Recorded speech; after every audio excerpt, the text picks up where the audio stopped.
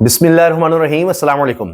اب بات مہینوں کی نہیں دنوں پر آ چکی ہے۔ روزانہ اس حکومت کے لیے بری سے بری خبریں آتی چلی جا رہی ہیں، اور اب آپ دیکھیے کہ ممالک کی تعداد بھی بڑھتی چلی جا رہی ہے جو اس حکومت کے خلاف اور اس کے اقدامات کے خلاف واضح طور پر سامنے آ رہے ہیں۔ اب حال یہ ہے کہ جو ڈیمانڈز کی جا رہی ہیں بین الاقوامی طاقتوں کی طرف سے، وہ اب عمران خان کی رہائی سے بات آگے چلی گئی ہے۔ عمران خان کی رہائی نہیں، اب تو نئے الیکشن کی ڈیمانڈ کی جا رہی ہے۔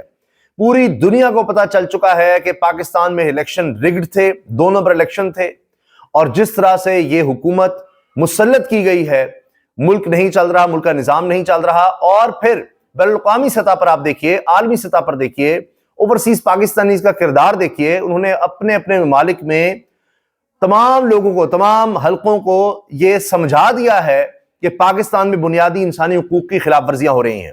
اب میں آپ کو یہ خبر دے رہا ہوں کہ جس طرح سے آپ نے ابھی دیکھا یورپی یونین آئی، اس کے بعد برطانیہ کے ساتھ پھر امریکہ، یعنی یہ بڑی عالمی طاقتیں سمجھ جاتی ہیں، خاص طور پہ پاکستان کے تناظر میں۔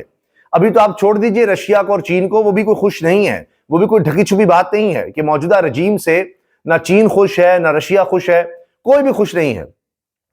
تو یہ جو کہتے تھے کہ عمران خان نے ہمارے دوست ممالک سے یا امریکہ سے تعلقات خراب کر دیے، ایبسولوٹلی ناٹ کہہ دیا، اب وہ امریکہ کیا کہہ رہا ہے یہ بھی سنیے۔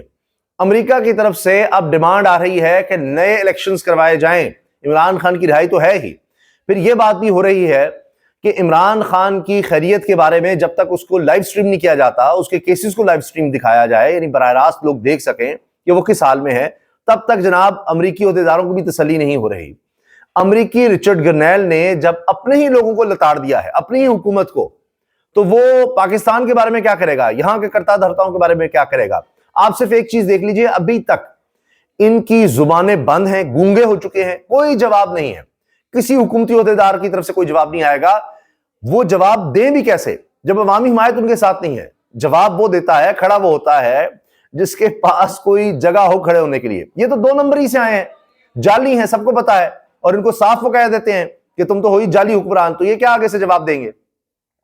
اب جو مذاکرات چل رہے ہیں، اب مذاکرات کرنا یا عمران خان کو رہا کرنا، عمران خان کو لیف دینا، وہ موجودہ سیٹ اپ کی مجبوری بن گیا ہے۔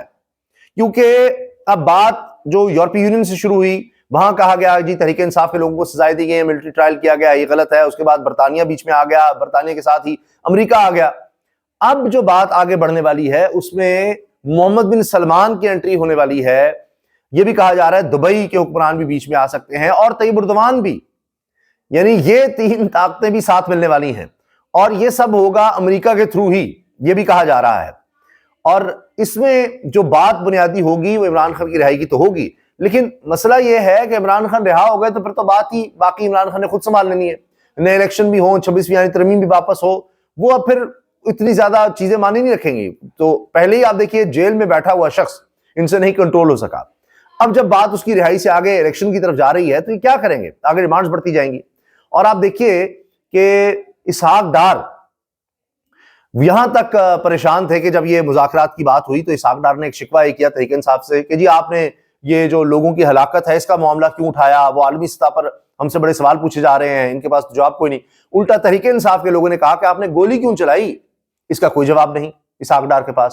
اور گولی کیوں چلائے کا جو سوال ہے وہ عالمی سطح پر پوچھا جا رہا ہے، وہ انڈیپینڈنٹ پوچھ رہا ہے، وہ بی بی سی پوچھ رہا ہے، وہ الجزیرہ پوچھ رہا ہے، وائس آف امریکہ پوچھ رہا ہے، تمام بڑے چینلز جو دنیا کے ہیں وہ سب اس پر سوال کر رہے ہیں، سی این این پر رپورٹس چل رہی ہیں، تو ان کو بھی جواب دینے ہیں، امریکہ کی ایڈمنسٹریشن کو بھی جواب دینا ہے کہ جی انسانی حقوق کی پامالیاں ہو رہی ہیں، آپ تو بڑے چیمپئن بنتے ہیں، تو کیا کر رہے ہیں آپ؟ تو بائیڈن ایڈمنسٹریشن سے اب چیزیں بدل رہی ہیں، وہاں پر ٹرمپ کو چڑ ہے اسٹیبلشمنٹ سے، تو اب یہاں کی اسٹیبلشمنٹ مشکل میں آئے گی کہ وہ یہاں پر چھوڑے گا۔ آپ سوچئے جو اپنی اسٹیبلشمنٹ کے پیچھے ہو چکا ہے وہ یہاں پر کیا کرے گا؟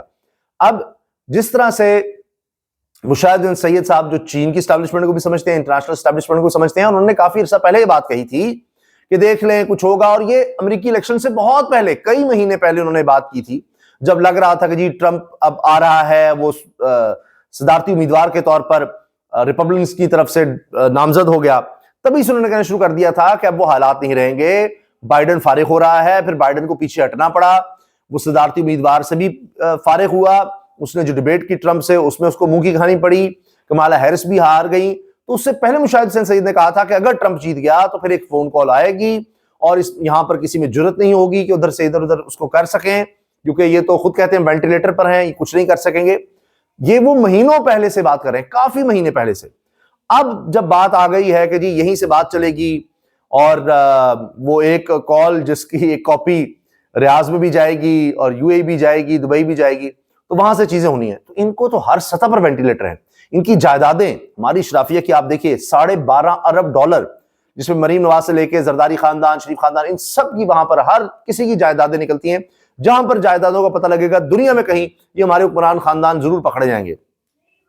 دبئی میں جن کی جائیدادیں ہوں گی وہ اور ان کے ساتھ بزنس بھی کر رہے ہوں گے، جہاں پر جا کر اقامے لے رہے ہوں گے، جہاں پر جا کر کمپنیاں بنا رہے ہوں گے اور بچوں سے تنخواہیں لے رہے ہوں گے، تو کیا خیال ہے کہ ان ممالک کے آگے کچھ کھڑے ہو سکتے ہیں؟ سوال ہی پیدا نہیں ہوتا۔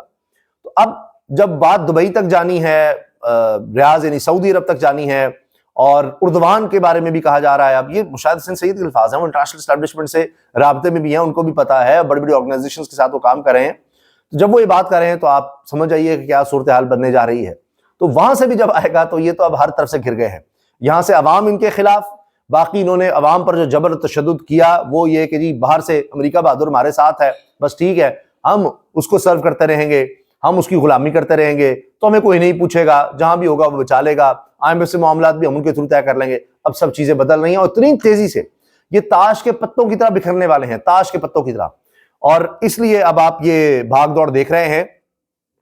اس میں یہ خبر بھی آپ دیکھ لیجئے کہ اپنے ہی لوگ ان کے بارے میں کیا کہہ رہے ہیں۔ اتنی بے عزتی کر رہے ہیں، اتنی بے عزتی کہ جس کی کوئی حد کبھی کسی نے سوچا نہیں ہوگا۔ اب مفتاح اسماعیل نے کہا ہے سچی بات یہ ہے کہ پوری قوم کو پتا ہے کہ کون الیکشن جیتا۔ اس وقت جو حکومت بیٹھی ہے اس میں شاید اس کے وزیر اعظم بھی اپنی سیٹ جیت کر نہیں آئے، نہ مریم نواز اپنی سیٹ جیتی ہیں، یہ بات تو طے ہے، کوئی نہیں جیتا ان میں سے۔ ویڈیو پیغامات، پہلے تو تھا ٹویٹس پر کہا جا رہا ہے، جو کچھ بولا جا رہا ہے جی ٹویٹر پر آ گیا، فلاں آ گیا، اب تو ویڈیو پیغامات امریکی کانگریس مین کر رہے ہیں، ان کے ممبر پارلیمنٹ جو ممبر ہیں پارلیمنٹ کے، وہ ویڈیو پیغام جاری کر رہے ہیں۔ اب ان میں ہے یہ رو کھنہ جو ہیں، یہ ویڈیو پیغام میں کہتے ہیں کہ جی عمران خان کو تو آپ کو ریلیز کرنا پڑے گا اور نئے الیکشنز کروائے جائیں، یہ کہہ رہے ہیں۔ اور یہ آواز اٹھتی جا رہی ہے، کہہ رہے ہیں کہ جی نہ صرف یہ کہ اور یہ صرف یہ نہیں کہ ریپبلکنز، ڈیموکریٹس، یعنی یوں سمجھے کہ ایک طرف تحریک انصاف ہے تو پیپلز پارٹی نون لیگ بھی کسی بات پر ایگری کر رہے ہوں، تو یہاں پر جو ٹرمپ کے مخالف ہیں وہ بھی کہہ رہے ہیں کہ ہاں جی ہم رچرڈ گرنیل کے ساتھ موجودہ جو ایڈمنسٹریشن آ رہی ہے ٹرمپ کی، اس کے ساتھ کھڑے ہیں اور عمران خان کو رہا بھی کریں اور پھر نئے الیکشنز بھی کروائیں۔ وہ کہتے ہیں کہ یہ کوئی ہمارے ہاں ڈیوائیڈ کی بات نہیں ہے۔ اب یہ شخص بھی دیکھ رہا ہے کہ بھئی رچرڈ گرنیل اتنا پاپولر ہو رہا ہے، ذرا وہ بات کرتا ہے عمران خان کی، کہاں سے کہاں اس کی ریچ چلی جاتی ہے۔ اب اس نے جتنے ٹویٹس کیے ہیں امریکہ کے حوالے سے یا دیگر حوالوں سے، وہ چند ہزار سے زیادہ ان کی ریچ ہی نہیں ہے، اور اسی طرح سینکڑوں میں ری ٹویٹس مل جاتے ہیں اور لائکس مل جاتے ہیں۔ جب عمران خان کی بات کرتے ہیں تو جناب لاکھوں میں انگیجمنٹ ہے، 3,30,000، ٹھیک ہے جی، اور 16 کے لائکس اس کو مل رہے ہیں، 7.3 کے ری ٹویٹس مل رہے ہیں، یعنی ساری اس کی کئی دنوں کی ایکٹیویٹی بھی ملا دیں اور ایک ٹویٹ عمران خان کے حوالے سے ہو تو اس کا مقابلہ نہیں ہو پاتا۔ یہی رچرڈ گرنیل کا حال ہے کہ اس نے جتنے ٹویٹس کیے ہیں کئی دنوں میں، اور جب سے اس کی نامزدگی ہوئی ہے کہیں اس کو اتنی پذیرائی نہیں ملی، جہاں ایک ٹویٹ عمران خان کی ہے اس پر بات کہیں سے کہیں چلی گئی ہے۔ تو یہ جناب صورتحال ہے۔ باقی وسیم ملک صاحب اور مریم نواز خان صاحبہ بہت اچھے دونوں نوجوان صحافی، انہوں نے اپنے ویلاگ میں بھی ذکر کیا، ٹویٹ بھی کیا ہے۔ یہ کہتے ہیں ملٹری کورٹس میں 9 اور 10 مئی کے ملزمان کو 19 ماہ سے کس حالت میں رکھا گیا، اعترافی بیان لینے کے لیے ملزمان اور ججز پر کیا دباؤ تھا، اور اعترافی بیان کے سلسلے میں قانون شہادت اور ضابطہ فوجداری کی کس طرح سے خلاف ورزی کی گئی، اس کی تفصیلی ویڈیو دونوں نے جاری کی ہے اور اس میں انہوں نے گفتگو کی ہے کہ کس طرح سے سارا کچھ ہوا۔ تو لہٰذا اب بات یہ ہے کہ یہ ہائی کورٹس میں یہ چیزیں ٹھہر نہیں سکتی، مشکل نظر آتا ہے، وہاں پر یہ سب چیزیں کھلیں گی تو ان کے لیے پھر مسائل پیدا ہوں گے۔ یہ اب لیٹسٹ اپڈیٹ ہے جی، اب تو مشاہد حسین سید صاحب نے نیا یہ ایک پینڈورا باکس کھول دیا ہے کہ بات اب اردوان، محمد بن سلمان اور دبئی کے رولرز جو ہیں محمد بن زید، ان کی طرف جا رہی ہے۔ اور یہ اب یہ تو صرف ایک امریکہ کو نہیں، یورپی یونین، برطانیہ، ایک ممالک کو ہی براہ راست نہیں یہ ڈیل کر سکتے۔ جب یہ ساری طاقتیں اکٹھی ہو جائیں گی کہ پاکستان میں نئے الیکشنز کرواؤ تو ان کے پلے کیا رہ جائے گا۔ اللہ حافظ۔